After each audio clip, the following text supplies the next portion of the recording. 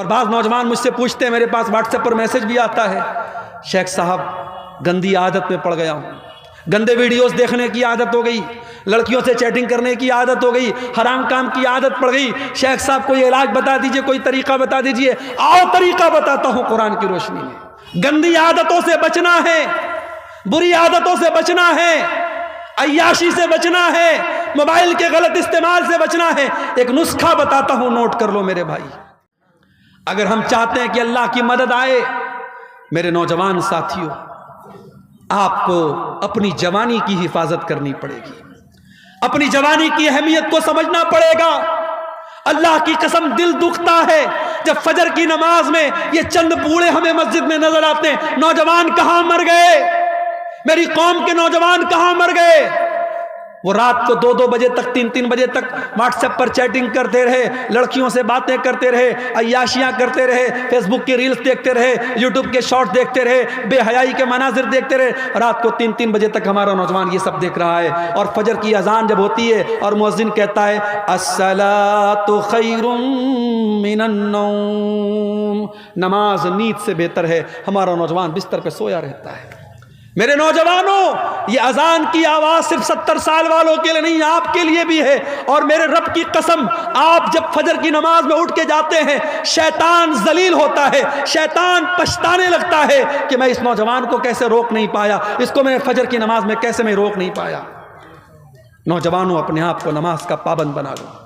اور بعض نوجوان مجھ سے پوچھتے ہیں، میرے پاس واٹس ایپ پر میسج بھی آتا ہے، شیخ صاحب گندی عادت میں پڑ گیا ہوں، گندے ویڈیوز دیکھنے کی عادت ہو گئی، لڑکیوں سے چیٹنگ کرنے کی عادت ہو گئی، حرام کام کی عادت پڑ گئی، شیخ صاحب کوئی علاج بتا دیجئے، کوئی طریقہ بتا دیجئے۔ آؤ طریقہ بتاتا ہوں قرآن کی روشنی میں۔ گندی عادتوں سے بچنا ہے، بری عادتوں سے بچنا ہے، عیاشی سے بچنا ہے، موبائل کے غلط استعمال سے بچنا ہے۔ ایک نسخہ بتاتا ہوں، نوٹ کر لو میرے بھائی۔ قرآن میں اللہ فرماتا ہے فَخَلَفَ مِن بَعْدِهِمْ خَلْفٌ أَضَاعُوا الصَّلَاةَ وَاتَّبَعُوا الشَّهَوَاتِ فَسَوْفَ يَلْقَوْنَ غَيًّا۔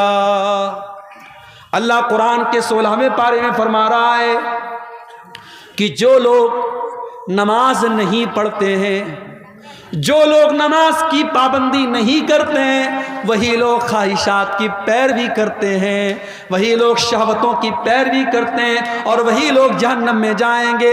اس کا الٹا یہ مطلب نکلا کہ جو نماز کی پابندی کرے گا، جو 5 ٹائم کی نماز ہر حال میں پڑھے گا، وہ خواہشات کی پابندی سے بچے گا، وہ غلط شہوتوں سے بچے گا، وہ عورت کے فتنے سے بچے گا۔ وہ جس کو یہ رات میں فکر ہوگی مجھے صبح فجر کی نماز جماعت کے ساتھ پڑھنی ہے، وہ رات میں کوئی گندا کام کرنے کے پہلے 1000 بار سوچے گا، وہ موبائل پر کوئی گندی چیز دیکھنے کے پہلے 1000 بار سوچے گا کہ یار میں نمازی آدمی ہوں، یہ چیز مجھے سوٹ نہیں کرتی ہے، وہ بند کر دے گا، وہ نہیں دیکھے گا۔ اگر بچنا چاہتے ہو نماز کی پابندی کرو، اور یہی بات اللہ قرآن کے 21ویں پارے میں کہتا ہے اتل ما اوحی الیک من الکتاب واقم الصلاۃ ان الصلاۃ تنہی عن الفحشاء والمنکر۔ اے نبی، قرآن کی تلاوت کرو اور نماز کی پابندی کرو، نماز بے حیائی اور برائی سے روکتی ہے۔ یہ 2 کام کر لو، قرآن کی تلاوت پابندی سے کرو اور نماز پابندی سے پڑھو، پھر دیکھو بے حیائی سے بچتے ہو کہ نہیں بچتے ہو، برائی سے بچتے ہو کہ نہیں بچتے ہو۔ میرے بھائیوں، نماز کی پابندی کرو، اور نماز کوئی معمولی چیز نہیں ہے، ٹینشن کو دور کرنے والی چیز نماز ہے۔ میں مانتا ہوں اس وقت حالات بڑے بے چین کر دینے والے ہیں، میڈیا میں آنے والی خبریں، یو پی کی خبروں سے بہار والے پریشان، بہار کی خبروں سے یو پی والے پریشان، تمل ناڈو کی خبروں سے نارتھ انڈیا کا مسلمان پریشان۔ یہ میڈیا آج ہم کو پریشان کر رہا ہے، ڈسٹرب کر رہا ہے۔ آج اس ماحول میں نماز ہماری بہت بڑی ضرورت بھی ہے میرے بھائی۔ نماز پڑھو اور قنوت نازلہ کا اہتمام کرو۔ میرے نبی دشمنوں پر بددعا کرنے کے لیے قنوت نازلہ پڑھتے تھے، آج قنوت نازلہ پڑھو اور نماز کی پابندی کرو۔ اللہ قرآن میں کہتا ہے وَاسْتَعِينُوا بِالصَّبْرِ وَالصَّلَاةِ، صبر اور نماز کے ذریعے اللہ کی مدد طلب کرو۔ میرے بھائی، میرے نبی جب ٹینشن میں ہوتے تھے، پریشانی میں ہوتے تھے، حضرت حذیفہ رضی اللہ تعالیٰ عنہ کہتے ہیں اللہ کے نبی نماز کے لیے کھڑے ہو جاتے تھے۔ آج ہمیں نماز کی اہمیت پر بھی توجہ دینے کی ضرورت ہے میرے بھائی۔ اور آخری چیز، ہماری مائیں بہنیں اس امت کی بڑی قیمتی متاع ہیں۔ اس امت کی مائیں بہنیں، اس امت کی عورتیں اس امت کی بہت قیمتی دولت ہیں۔ کیوں؟ کیونکہ یہ کسی کی ماں بنتی ہیں، کسی کی بیوی بنتی ہیں، کسی کی بیٹی ہوتی ہیں، کسی کی بہن ہوتی ہیں۔ ایک عورت کے کئی روپ ہوتے ہیں، اور اسلام نے عورت کے ہر روپ کی بڑی عزت کی ہے۔ اسلام میں عورت کو پوجا تو نہیں گیا، عورت کی عبادت تو نہیں کی گئی۔ اسلام میں عبادت صرف اللہ کی ہے، مگر عورت اگر ماں ہے تو اسلام نے کہا اس کی عزت کرو، اس کے قدموں کے نیچے تمہاری جنت ہے۔ عورت اگر بیوی ہے، قرآن کہتا ہے وَمِنْ آيَاتِهِ أَنْ خَلَقَ لَكُم مِّنْ أَنفُسِكُمْ أَزْوَاجًا لِتَسْكُنُوا إِلَيْهَا، بیوی تمہیں سکون پہنچاتی ہے، تمہارے گھر کو شانتی دیتی ہے، تمہارے بچوں کو پالتی ہے، تمہارے دل کو سکون پہنچاتی ہے۔ یہی بیوی بیٹی، یہی عورت بیٹی ہے تو اللہ کے نبی فرماتے ہیں من ابتلی من هذه البنات شيئا كن له سترا من النار، جس کو اللہ بیٹی دے کر کے آزماتا ہے اور اس امتحان میں وہ کھرا اترتا ہے، بیٹی اپنے ماں باپ کو جہنم کی آگ سے بچاتی ہے۔ یہی عورت جب بہن بنتی ہے، اللہ کے نبی فرماتے ہیں جس کی 3 بہنیں ہوں اور ان بہنوں کی صحیح دیکھ بھال کرے، صحیح پرورش کرے، صحیح جگہ شادی کر دے، کن لہو سترا من النار، وہ بیٹیاں اپنے بھائیوں، وہ بہنیں اپنے بھائیوں کے لیے نجات کا ذریعہ بن جاتی ہیں۔ میرے بھائیوں، عورت کا ہر روپ اسلام کی نظر میں بڑا قیمتی ہے، مگر آج ہماری ماں بہنوں کو بھی سوچنا پڑے گا کہ آج وہ کہاں کھڑی ہے۔ آج جب ہم اللہ کی قسم انسٹاگرام پر اور فیس بک پر اور واٹس ایپ پر جب کسی مسلمان عورت کو بے حیائی میں کے کام میں دیکھتے ہیں تو ہمیں ڈبل تکلیف ہوتی ہے۔ بے حیائی کا کام کوئی بھی عورت کرے یہ تکلیف کی بات ہے، مگر مسلمان عورت کرے تو یہ ڈبل تکلیف کی بات ہے، کہ ہماری قوم کی لڑکی، ہماری قوم کی بہن ہے۔ ابھی بھاگلپور میں اترا، ایک غیر مسلم، دیکھنے میں بظاہر ایک غیر مسلم لڑکا تھا، دیکھا اس کے ساتھ ایک عورت بالکل چپک کر کے بیٹھی ہے، باتیں کر رہی ہے۔ کچھ دیر کے بعد موبائل پر فون آیا میرے سامنے، اس نے سامنے والے سے بات کر کے السلام علیکم کہا۔ کپڑے سے نہیں لگا مسلمان ہے، اس کے چہرے پر جو اسکارف بنا ہوا تھا اس سے نہیں لگا مسلمان ہے، لیکن جب فون پر اس نے السلام علیکم کہا مجھے پتہ لگ گیا مسلمان ہے۔ مجھے بڑی تکلیف ہوئی کہ یہ مسلمان لڑکی کسی غیر مسلم لڑکے کے ساتھ اس طریقے سے آٹو پہ ٹوٹو پہ بیٹھ کے کیا کر رہی ہے۔ یہ حالات آج ہماری قوم کے ہیں۔ میری ماں اور بہنوں، آج آپ کو اپنی ذمہ داری کو سمجھنا پڑے گا۔ آج آپ کو بے حیائی اور بے غیرتی کے اس طوفان کا مقابلہ کرنا ہے، اس کا شکار نہیں بننا ہے۔ عورت بڑی قیمتی چیز بھی ہے اور شیطان کا بہت بڑا ہتھیار بھی ہے۔ اللہ کے نبی فرماتے ہیں الدنیا کلھا متاع وخیر متاع الدنیا المرأۃ الصالحہ، دنیا کی سب سے قیمتی دولت نیک عورت ہے۔ اور اللہ کے نبی یہ بھی فرماتے ہیں المرأۃ عورۃ، عورت پردے میں رہنے کی چیز ہے۔ فاذا خرجت، جب یہ عورت گھر سے نکلتی ہے استشرفها الشیطان، تو شیطان کا شکار بن جاتی ہے، شیطان کا آلہ بن جاتی ہے۔ اس لیے میری ماں اور بہنوں، آپ دو دھاری کھنجر ہیں، آپ کے ذریعے اچھا کام بھی ہو سکتا ہے اور آپ کے ذریعے سماج کو بگاڑا بھی جا سکتا ہے۔ اب یہ آپ طے کر رہے ہیں آپ کو کیا کرنا ہے۔ اور مردوں سے میں گزارش کروں گا کہ آپ کے گھر کی عورتیں کیا پہن رہی ہیں، کس حالت میں نکل رہی ہیں، یہ دیکھنا آپ کی ذمہ داری۔ آپ دیوس نہ بنے، آپ بے غیرت نہ بنے۔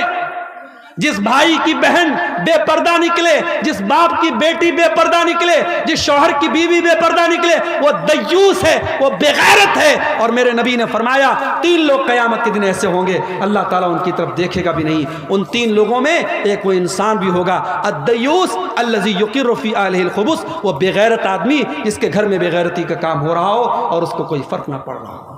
میرے بھائیوں، بے غیرتی اللہ کو پسند ہے، اللہ غیرت والا ہے، اللہ کو بے غیرت لوگ پسند نہیں ہیں۔ اس لیے اپنے گھروں میں غیرت کا ماحول پیدا کرو۔ اپنے گھر میں یہ بتاؤ، فرق بتاؤ اپنی جوان بیٹیوں کو، یہ خالہ کا لڑکا ہے، یہ ماموں کا لڑکا ہے، یہ چاچا کا لڑکا ہے، یہ غیر محرم ہے، کسی کو الاؤ مت کرو۔ واٹس ایپ پر کسی کا سلام آیا، اپنی بہنوں سے کہنا چاہتا ہوں خبردار کسی اجنبی کو لفٹ مت کراؤ۔ وہ پہلے بھائی بن کر کے بات کرے گا، پھر دوست بن جائے گا، پھر بوائے فرینڈ بن جائے گا، پھر ملنے کی بات کرے گا، پھر تمہاری خوبصورتی کی تعریف کرے گا۔ وہ کس طریقے سے پٹی پڑائے گا تم نہیں سمجھ سکتی۔ اس لیے خبردار، ہوشیار، یہ فیس بک، یہ واٹس ایپ، یہ چیٹنگ کے جتنے راستے ہیں یہ زناکاری اور بدکاری کی طرف لے کے جاتے ہیں۔ مسلمان لڑکی اگر موبائل استعمال کرتی ہے بہت ہوشیار رہے، کسی کو اپنے پرسنل ان باکس میں آنے کی اجازت نہیں۔ کوئی نئے نمبر سے کوئی بھی اجنبی آپ کو میسج کرنے کی کوشش کرے ترنت بلاک کا آپشن کرو، بلاک کر دو اس کو۔ میرے بھائیوں، آخر میں یہ کہنا چاہوں گا ملک کے حالات جو بھی ہیں جیسے بھی ہیں، مگر ہم آزاد نہیں ہیں۔ ہمارے بڑے موجود ہیں، ہمارے علماء موجود ہیں، ہم اپنے علماء کی، اپنے بڑوں کی رہنمائی کے بغیر کوئی قدم نہیں اٹھائیں گے، کوئی ایسا کام نہیں کریں گے جس سے ہمارے ملک کا کوئی نقصان ہو، ہماری کمیونٹی کا کوئی نقصان ہو، ہمارے سماج کا کوئی نقصان ہو۔ دنیا میں جو لوگ اور فتنہ فساد کی باتیں کر رہے وہ کرتے رہیں، میں تو کسی ایسے بیان کے بھی پچ میں نہیں ہوں جو بیان دو کمیونٹی کے بیچ میں فساد پھیلانے کی کوشش کرے۔ ہم امن اور شانتی کے پرتیک ہیں اور رہیں گے، لیکن ہاں ہم بزدل بھی نہ بنیں، ہم کمزور بھی نہ بنیں۔ اگر واقعی میں کوئی ہم پر ظلم کر رہا ہے تو ظلم کو سہن نہیں کرنا چاہیے، ظلم کو برداشت نہیں کرنا چاہیے، ظلم کا مقابلہ کرنا چاہیے۔ اور اگر اپنی جان اور اپنی عزت اور اپنی آبرو کی حفاظت کرنے میں کوئی مر بھی جائے تو میرے نبی نے فرمایا من قتل دون عرضہ و مالہ فہو شہید، اپنے مال کی حفاظت کرنے میں، اپنی آبرو کو بچانے کے لیے کوئی مر جائے، کوئی قتل ہو جائے تو وہ اللہ کی راہ میں شہید ہوتا ہے۔ میرے بھائیو، اپنی عزت کی بات آ جائے تو ٹیپو سلطان کا وہ جملہ یاد رکھنا کہ شیر کی ایک دن کی زندگی گیدڑ کی 100 سال کی زندگی سے بہتر ہوتی ہے۔ آپ جانتے ہیں بہار میں حکومت کی طرف سے شراب بند ہے، گجرات میں بہت پہلے سے شراب بند ہے، مگر یہ عجیب مسئلہ ہے، جہاں شراب بند ہے ڈاٹا بتاتا ہے گجرات میں شراب ایک زمانے سے بند ہے، لیکن سب سے زیادہ شراب گجرات میں پی جاتی ہے۔ بہار میں شراب بند ہے، مگر شرابیوں نے بتایا، شرابیوں سے پوچھو تو بتائیں گے کہ شراب پہلے سے زیادہ اویلیبل ہو جاتی ہے شراب پینے والوں کو۔ تو دیکھو، قانون کے ڈنڈے سے شراب نہیں رک رہی ہے، قانون کے ڈنڈے سے شراب نہیں رک رہی، کس سے روکے گی؟ ایمان کی طاقت سے روکے گی۔ قرآن کی آیت اتری کس ماحول میں؟ جس ماحول میں شراب پانی کی طرح لوگ پیتے تھے، ہر دسترخوان پہ شراب رہتی تھی، اور اسی لیے شراب اکٹھے حرام نہیں ہوئی، شراب 3 اسٹیپ میں حرام ہوئی۔ پہلے اللہ نے سورہ بقرہ کی آیت نازل کی، یسألونک عن الخمر والمیسر قل فیہما اسم کبیر ومنافع للناس واسمہما اکبر من نفعہما۔ اے نبی، لوگ آپ سے شراب کے بارے میں پوچھتے ہیں، جوا کے بارے میں پوچھتے ہیں، اے نبی آپ بتا دیجئے کہ شراب اور جوا میں کچھ فائدہ ہے لیکن زیادہ نقصان ہے، اس کا نقصان زیادہ ہے، فائدہ کم ہے۔ اب یہ شراب میں کیا فائدہ تھا؟ شراب پینے والے کہا کرتے تھے اس کو پی کر کے ہمارے اندر طاقت آ جاتی ہے، جوا کھیلنے والے کہتے تھے جوا کھیل کر کے ہم راتوں رات امیر بن جاتے ہیں۔ تو اللہ نے کہا چلو فائدہ ہے لیکن نقصان زیادہ ہے، شراب پی کے تم بہت غلط کام کرتے ہو، جوا کھیل کے بہت غلط کام کرتے ہو۔ یہ پہلی آیت اتری۔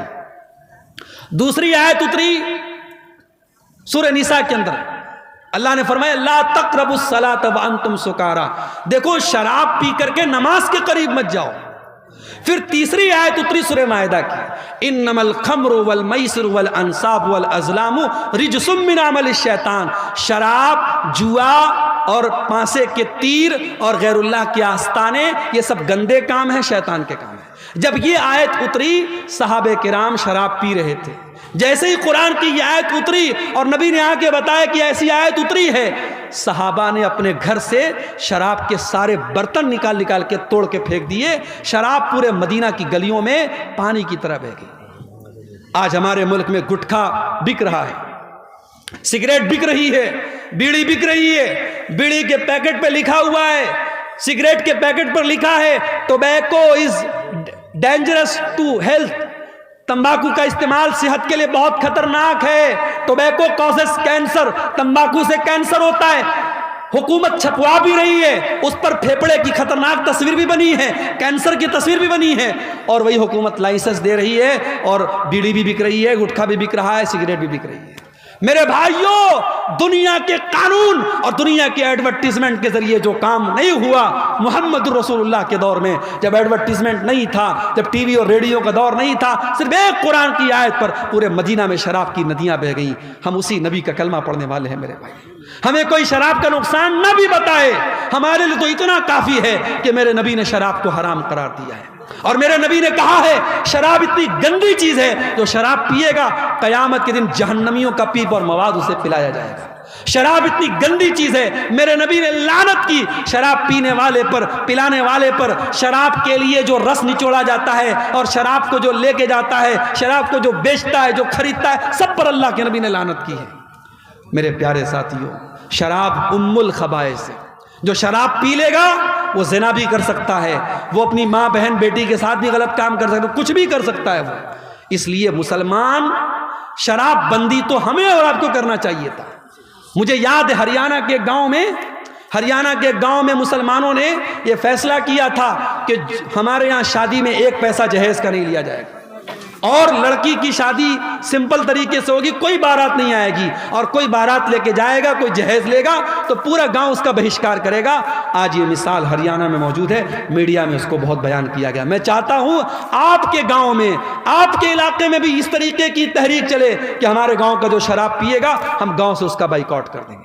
آپ ایسی کوشش کریں، انشاءاللہ جب آپ شراب بندی کریں گے تو پوری ملک کے لیے مثال بنے گی۔ میرے بھائی، جو کام قانون کے ڈنڈے سے سمبھو نہیں ہے وہ مذہب کے ذریعے اور ایمان کے ذریعے سمبھو ہے۔